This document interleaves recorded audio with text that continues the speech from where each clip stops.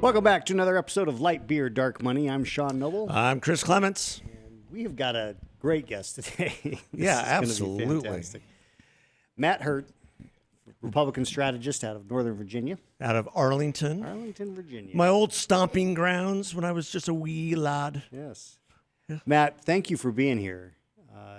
Thanks for having me, Sean and Chris. You know, what's crazy about Arlington is 79% of my neighbors, living and dead, voted for Kamala Harris in the Living and presidential election. So I'm in the twilight zone in Arlington. Yeah, you are. It wasn't always that way, though. Was it? I mean, No, Frank Wolf used to represent parts of Arlington in the 80s. So Frank. And we used to have 3 Republican members of the 5-member county board back in the Reagan years. Yeah. So it wasn't always that way. You had Frank Wolf, who was not a friend of my former industry by any stretch of the imagination. Right. Not a friend of light beer, but I mean, a nice guy, good guy. I had one of my good friends, Andrew Hart, worked for him. Oh, okay. Yeah, that's right. Back in the day. Back in the day. Back in the early 90s. Well, this is fortuitous timing because as those who follow politics closely know, there is a very important election happening in Virginia. There's this a fall. big election happening in Virginia. It's getting spicy. Yeah, and so this is one of those situations where Virginia Virginia is a little bit strange in the way that it does things. Not only does the governor's election happen, this constitutional elections happen in the off year. Yeah, really off years. The governors are limited to one term. Yeah. So that's why you have so many governors move on to other things. Be senators. Yeah. So Glenn Youngkin, the current governor of Virginia, is term limited, and his lieutenant governor, Winsome Sears, is running to replace him. And Matt, that's all I'll say because you're the expert on what's going on in Virginia. Why don't you tell us a little bit about Matt had a tweet that went super viral. Oh, this last week, like majorly viral, and I'd love for him to talk about it because it was something else. Let's hear it. Well, traditionally in Virginia, in these gubernatorial years, the party that occupies the White House is operating in a bit of a deficit. So if there is a Republican in the White House, Republicans have trouble electing a governor. We've seen that for the last 15 years or so. Glenn Youngkin got elected about a year after Joe Biden was sworn in. And so he had the tailwinds of opposition to what's going on across the river. But this year, Winsome Sears and John Reed, who's running for lieutenant governor, and Jason Miyares, who's the current attorney general, running again for attorney general, have struggled through the summer really to make the case to voters. And just about 3 weeks ago, a woman in Arlington, a progressive activist in Arlington, held up a sign that was, by all measures, is a racist sign. The sign read something to the effect of, "Hey, Winsome, if transgender people can't use your bathroom, then black people can't use my water fountain." That's exactly what it said. Wow. For those that don't know, Winsome Sears is black. Yeah. I was at the Republican National Committee meeting in Atlanta, the summer meeting, and someone sent me that photo. And I immediately knew what could happen. So we tweeted it out from the Arlington GOP account. And since that tweet, more than 4 million views. It has changed the dynamic of the race. Winsome Sears, Lieutenant Governor Sears, was in Arlington that night. So the protest was directed at her. She responded, moral outrage from the campaign. We were able to help boost that. And over the last 3 weeks, this is now the third calendar week that it's been in the news. It has been in at least 30 media outlets. Winsome has been on Fox News 5 or 6 times now. And she said the campaign announced in the 2 days after that those were the best 2 fundraising days for her campaign. And it included a contribution from the co-founder of Black Entertainment Television, who in his statement to Politico Playbook said, "Black men must stand up for Black women." And this contribution is a direct result of the racist sign that was held up in Arlington. So the Arlington Democrats who run everything in the county are really on their heels with this messaging snafu for sure. So she's capturing the Middleburg salamander vote. Yeah. Well, It's interesting. This is what makes politics so fascinating, and in part why it never gets boring, right? Yeah. And stale, is because you have a situation which you, Matt, laid out perfectly, that when the president of one party is in the White House, the other party has a distinct advantage. This was clearly, and Virginia does serve as, at times, as the canary in the coal mine for what's going to happen in the next midterm. Give you an example. In 2009, when McDonald was elected governor, that foreshadowed the massive Republican takeover in 2010. Yes. In the House, for sure, created the red wave, and it was a reaction to Obama, that kind of thing. And so then you had Youngkin elected as a reaction to Biden, and now everyone assumes the Democrats going to win because it's a reaction to Trump. But here, all of a sudden, you have one incident which goes viral and shifts the whole dynamic of a race, and it points to the issue that messaging does matter. Well, it speaks to messaging, but also speaks to how Youngkin got such a groundswell of support from families in Virginia because of this trans issue, and because of what was happening in Loudoun County specifically, and what is still happening in Loudoun County. Yeah, this is totally different than 2021. I say it is 2021 on steroids. We still have an issue in Loudoun County with 3 young men who were in the boys' locker room. A girl came into the locker room. She was filming, and they expressed their concern about that. 2 of them were suspended.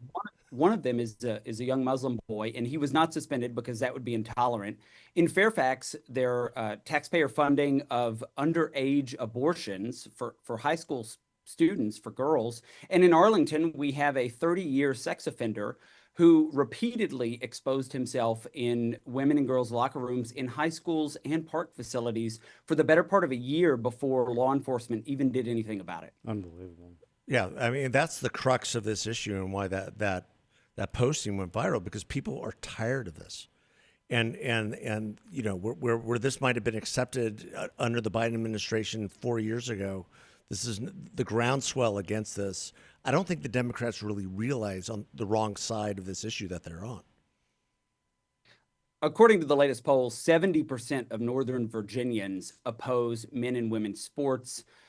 It is 50% of Democrats, 65% of independents, and 99% of Republicans. This cuts across age demographics. It cuts across socioeconomic and racial lines. High opposition among Black voters and Hispanic voters. It's a no-win issue, and it speaks to the overwhelmingly white progressive women who populate Northern Virginia, who are just completely out of step with most of Americans, regardless of age, race, or socioeconomic status. And that's what I mean. I'm glad you mentioned that, because I was about to say this is driven by liberal white women, which is so bizarre.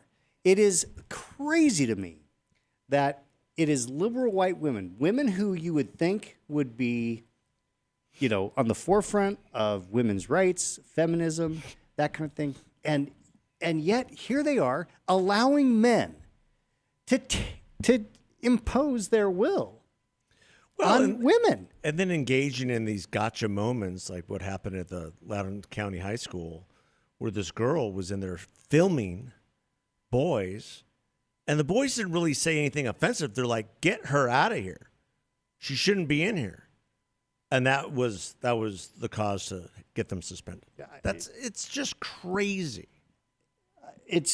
I don't know. It makes reason stare. You just. But it's things like this that can flip a race in a minute. Yeah. So So she's running against Winsome Sears is running against the congresswoman Spengler. there. Yeah. Abigail, blah blah blah. Spengler. Spengler. Yeah, easier for you to say. Yeah, that's right. Is she who is largely stayed silent on this issue. Of course. She says, the families that I talk to are concerned about education standards.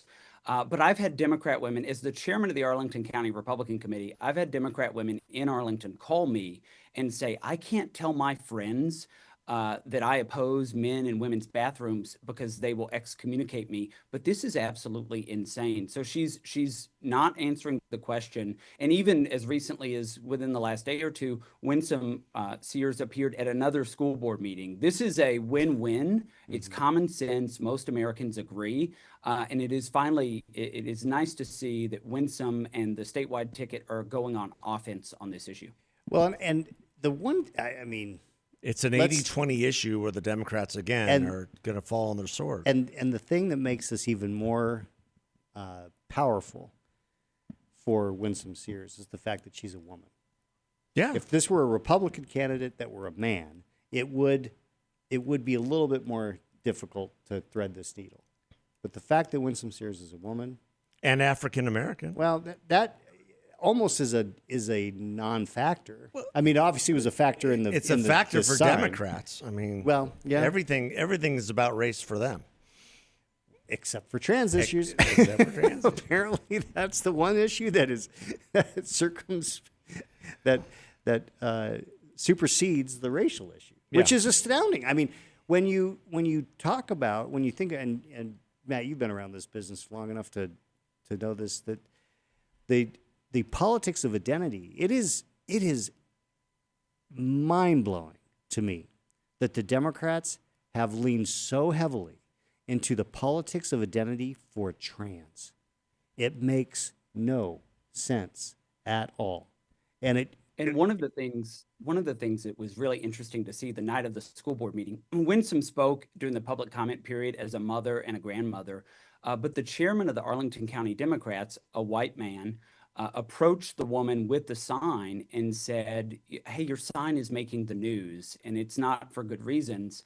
And the only thing I can come up with is that he couldn't tell her to take the sign down or to fold it up because he was a white man and he couldn't tell a woman to take her sign down.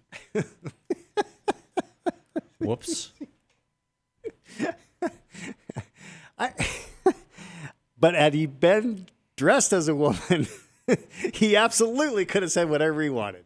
That's the thing that's crazy. Is if he had been a trans woman, she would have immediately responded to whatever it is he wanted to say, which is why it blows my mind so that they wrong. have It goes given beyond away reason. given away what they have fought for generations. Yes. Turned it over to men pretending to be women. Yeah. It's insane. Yeah. Yeah, I'm fantasy speechless land. most of the time. So it is what is really interesting to see in Northern Virginia in particular, where Republicans don't win elections often. We have one elected Republican at the county level in Fairfax. Is that this has really invigorated the grassroots. In the 48 hours after the sign went viral, the Arlington County GOP raised more money. We raised a significant amount of money. August was our biggest fundraising month, but also the desire to knock on doors, the desire to make phone calls. Again, where people who are clued into what's going on because we're so close to Washington, they had kind of checked out. This has really reinvigorated grassroots activists, which is what drives election outcomes. Yes. So there are more door knockers, there are more phone bankers, there are more small dollar donors. That's really blown up in Northern Virginia. Which is key. I mean, and especially in a race like the Virginia governor's race, it's always because of the fact that it's an off year. Yeah.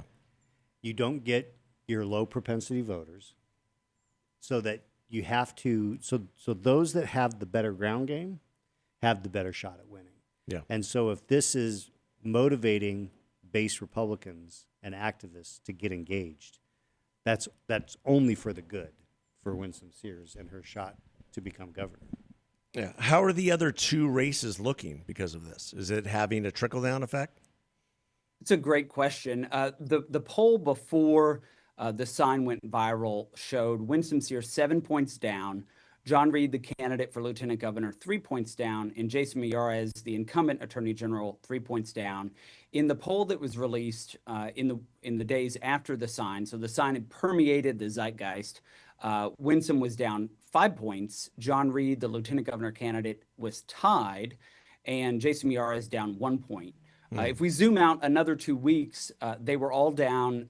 Winsome was down, I think, 11, and the other two candidates were down 5 or 6. And so we see a trend in the right direction. And in Virginia, early voting starts in the middle of September. Oh, my. So people will start to cast their ballots. So if you're thinking about this, and I know both of you are, in a way of when do the candidates peak at the right time, Winsome Sears is currently, as we record this, right where Glenn Youngkin was in the middle of September, according to polling. Wow. And Youngkin won by about 60,000 votes in 2021. So this is going to be very likely a 1 or 2 point race. Amazing. Comes down to, I mean, just like you said, it comes down to turnout and who's got the strongest ground game and who's going to get their activists motivated. So for listeners who want to help, because that's a good opportunity for like-minded listeners to get engaged. Absolutely. How would where do they go, Matt? Well, I mean, many of your listeners are all over the country, and you've got such a great base of supporters. Find the candidate's website that you want to support. I can tell you right now, the RNC has invested big in this. They are paying for a lot of the victory operation. There was just a transfer within the last few days. But I would also identify, and this is a shameless plug for local committees, the committees who are doing it well. The Arlington GOP right now, we've just approved a sample ballot mailing to a presidential year universe. Because Nice. Virginia has elections every single year, I'm trying to identify every Republican who will vote in Arlington and get them to come out every single year. This is the third year of our sample ballot mailing project. And we saw in 2024 a 13 percentage point increase in support for Donald Trump at the polls over his 2020 turnout. So local committees are doing it well, but of course the candidates need all the resources they can get. In addition to that, I mean, listeners could phone bank. You could take a trip. Virginia is lovely in September and That's October. true. It is. It is. Stay near the nation's capital and spend some time with us in Northern Virginia. But there are so many ways to support our candidates and the operations that are doing it well. Awesome. Yeah. Salute the National Guard members taking care of Union Station. Hey, Give 'em a DC big is a ol' great place to salute. visit right now. I mean, it's safe. It's incredibly Safer. safe. It's Safer. It's the safest it's ever been in our lifetime. Maybe. Easily. Maybe. Yeah. Matt, thank you so much for taking the time to give us updated on this important race, and we'll certainly have you back afterwards to do the drill down on hopefully what's a successful night. I hope so. Chris, Sean, thank you so much for the opportunity. Great. Yeah. God bless. Thank you so much. Thanks, Take everybody. care. Take care.